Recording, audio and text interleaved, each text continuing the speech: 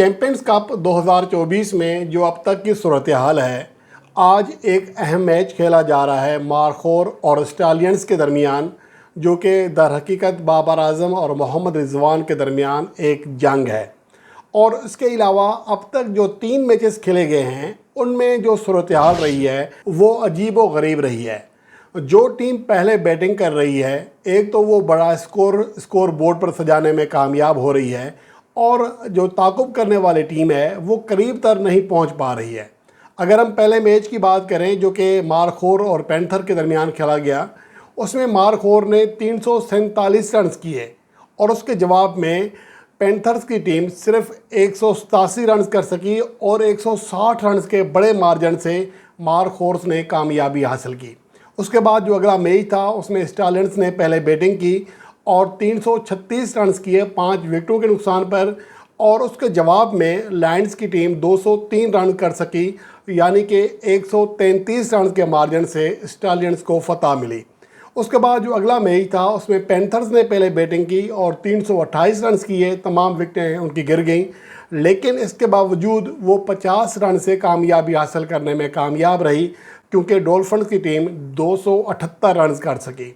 तो ये अब तक की सूरत हाल रही है कि पहले बैटिंग करने वाली टीम ज़्यादा फ़ायदे में रही है। और अब तक देखा जाए जो आज मैच खेला जा रहा है उसमें मारखोर्स जो कि मोहम्मद रिजवान की कैप्टनसी में खेल रही है, वो टॉस जीतने के बाद पहले बैटिंग कर रहे हैं। ये तो सूरत हाल है अब तक की पहले बैटिंग के एडवांटेज की और बाद में बैटिंग करने के डिसएडवांटेज की। अगर हम देखें अब तक तो यहाँ पर चैंपियंस लीग में अब तक कुछ बड़े स्कोर्स देखने को मिले हैं। ख़ास तौर पर जो टीमें पहले बैटिंग कर रही हैं उनके बैट्समैन बड़े बड़े स्कोर करने में कामयाब रहे हैं। पहले बैटिंग करने वाली यहाँ टीमें जो हैं वो उनके बैट्समैन सेंचुरियाँ करने में कामयाब रहे। कामरान गुलाम ने पहली सेंचुरी की, उसके बाद उस्मान खान ने की है।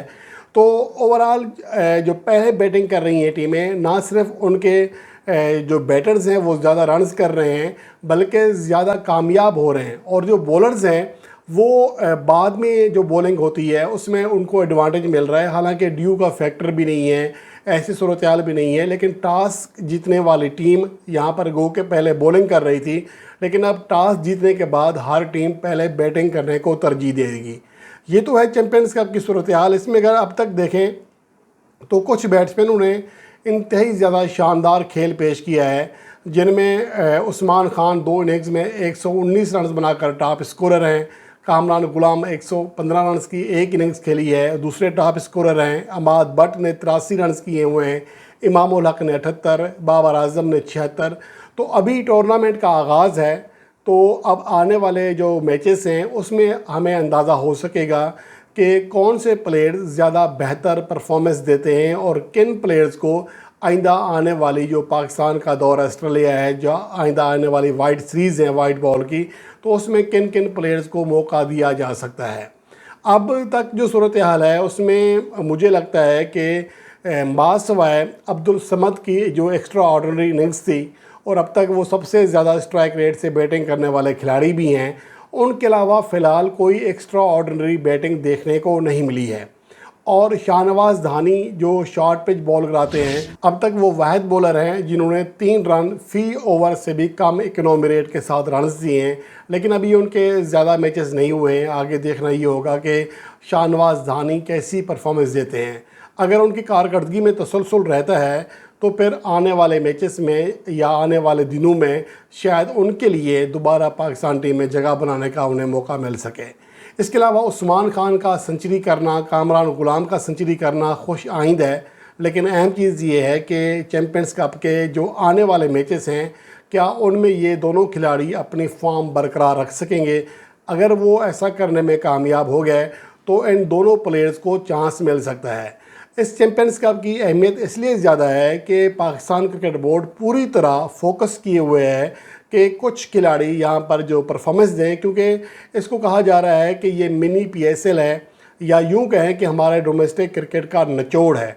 हमारे डोमेस्टिक क्रिकेट के जो टॉप 150 प्लेयर्स हैं वो तकरीबन सभी इसमें खेल रहे हैं, मासवाए शर्जील खान के, शोएब मकसूद के, या 1-2 और खिलाड़ी हैं जो कि मुख्तलिफ वजूहात की वजह से नहीं खेल रहे। वरना पाकिस्तान के बाकी तमाम प्लेयर्स چیمپئنز کپ کا حصہ ہیں، اور انہی کی بنیاد پر، اسی 5 ٹیموں میں کارکردگی دکھانے والے پلیئرز کی بنیاد پر آگے پاکستان کا خاص طور پر ون ڈے فارمیٹ کا جو اسکواڈ ہے وہ منتخب ہونا ہے۔ تو اس لیے چیمپئنز کپ کی بہرحال اہمیت اپنی جگہ ہے، اور امید کرتے ہیں کہ چیمپئنز کپ پاکستان کو چند اچھے پلیئرز دے گا۔